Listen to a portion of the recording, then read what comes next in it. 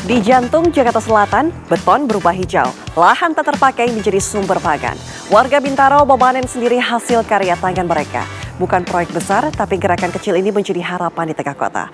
Berikut liputan reporter Felicia Melinda dan juru kamera Muhammad Irfan untuk Anda.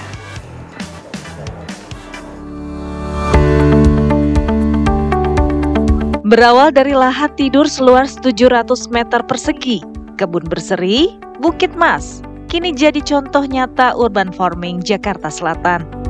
Warga belajar menanam, berhemat air, mengolah limbah menjadi pupuk. Jagung pulut, kangkung, bayam, dan cabai. Semuanya tumbuh di lahan yang dulunya kosong. Hari ini, warga Kebun Berseri melakukan panen raya bersama dengan tamu istimewa Gubernur DKI Jakarta, Pramono Anung. Bagi mereka, bertani bukan sekedar urusan tanah, tapi cara menjaga bumi, menumbuhkan kebersamaan di kota yang semakin padat. Jagung pulut, terong, cabai, dan komoditas lainnya, hasil tanam gotong royong warga, dipetik serentak dan jadi simbol kerjasama mereka. Dengan jenis tanaman kultikultura, jadi ada 13 jenis tanaman di sini untuk sayur mayur dan juga tanaman jangka panjang seperti buah produktif, alpukat, mangga, dan juga pisang, dan juga ada yang per 3 bulan yaitu jagung manis, jagung pulut, itu tanaman kita.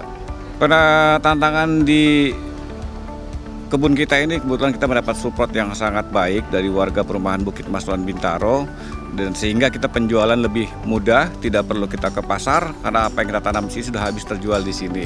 Ini bahkan juga bukan hanya kita bertani saja, tetapi juga menjadi ajang edukasi buat sekolah-sekolah dasar, murid-murid sekolah, dan juga warga lain dapat berwisata secaranya pertanian, melihat-lihat, menghilangkan rasa kangen. Mungkin kalau tanaman di sini ada di sekitaran pinggiran Jakarta, tapi di tengah Jakarta pun ada di sini.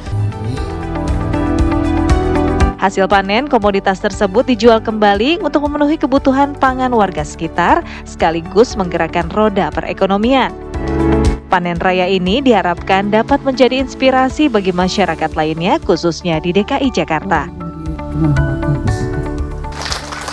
Tadi saya satu mobil sama istri saya bilang, rasanya seperti di Bogor, rasanya seperti di Puncak. Maka untuk itu harus dipertahankan, nggak boleh dirubah-rubah.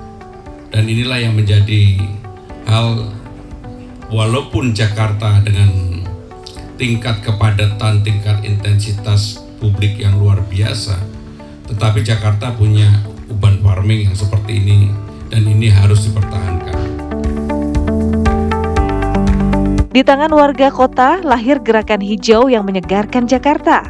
Pemimpin Jakarta pun mengaku bangga dan berharap agar semua wilayah di DKI Jakarta bisa melakukan kegiatan yang sama seperti yang dilakukan oleh kelompok tani Kebun Berseri Bintaro. Kehadiran pemimpin Jakarta jadi momentum penting. Ia menegaskan ketahanan pangan tak bisa hanya bergantung pada desa. Kota juga harus belajar menanam, karena masa depan hijau kota harus tumbuh dari rumah sendiri. Untuk itu saya minta semua tempat-tempat yang seperti ini dipertahankan, kalau perlu ditingkatkan agar Jakarta masih ruang terbuka hijau, yang selama ini ruang terbuka hijau yang seperti ini tidak tercatatkan, karena yang lebih banyak dicatatkan adalah yang air petra dan sebagainya.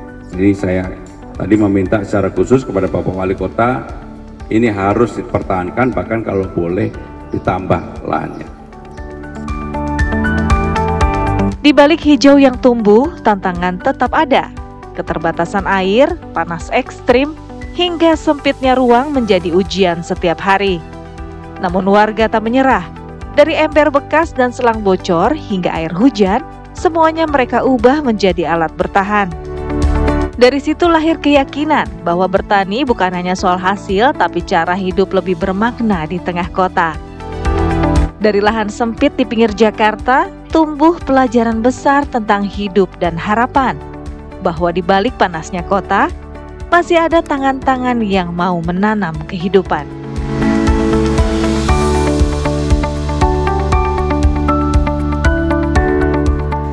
Dari kebun berseri di Bintaro, Jakarta Selatan, inilah wajah kota yang terus belajar menanam harapan.